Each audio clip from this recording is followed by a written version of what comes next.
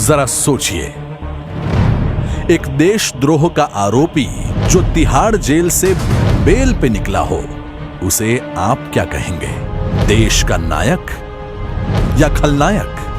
जरा सोचिए, जो गरीबी के खिलाफ तो लड़ता है केवल भाषणों से, और उन 60 साल पुराने कांग्रेस और 34 साल पुराने लेफ्ट के खिलाफ एक शब्द नहीं निकालता, जिन्होंने देश को सिवाय गरीबी और भ्रष्टाचार के कुछ नहीं दिया, और सिर्फ 2 साल पुरानी सरकार के सिर पर देश की सभी समस्याओं का टोकरा डाल देता है। तो ऐसे धर्मवीर को आप क्या कहेंगे?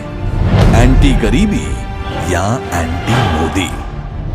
जरा सोचिए, जिसे हमारी सेक्युलर मीडिया मासूम, गरीब और निर्दोष प्रोजेक्ट करती है, पर जिसका केस अफजल, याकूब, इशरत जैसे आतंकवादियों का केस लड़ने वाले पर सेशन 5-5 लाख रुपए लेने वाले वकील लड़ रहे हैं, उसे आप क्या कहेंगे? मासूम छात्र या आतंकवादियों का दलाल? जरा सोचिए, जो देश के रक्षकों के घर तो कभी कैमरा लेकर नहीं गया, पर एक देशद्रोही के साथ सेल्फी खिंचवाने आधी रात को चले जाते हैं, उसे आप क्या कहेंगे?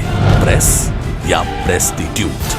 जरा सोचिए, जो भारतीय सब्सिडी पर पलता स्टूडेंट होकर आतंकवादियों की बरसी मनाने, भारत के टुकड़े करने, पाकिस्तान जिंदाबाद के नारे लगाने के लिए कश्मीर से भाड़े के नारेबाज लेकर आता है, तो उस घटना को आप क्या कहेंगे?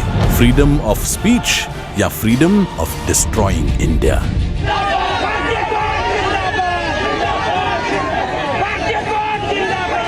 जरा सोचिए, जिसे कोर्ट ने संवेदनशीलता दिखाकर, युवा समझकर 6 महीने के लिए वार्निंग देकर रिहा किया है, वो रिहा होने के 2 घंटे में ही वापस अपनी औकात पर आ जाए, तो उसे आप क्या कहेंगे?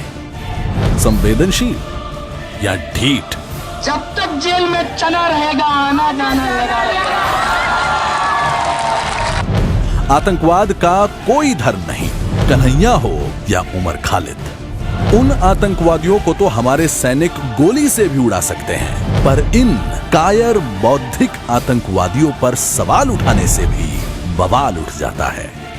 तो जरा सोचिए, इस बरखा के लाल, केजरू के प्यार और लेफ्टी के दुलारे और कांग्रेस के लल्लन ने भारत माता को गाली जेएनयू के बाहर आपके सामने दी होती, तो उसके साथ आप क्या करते?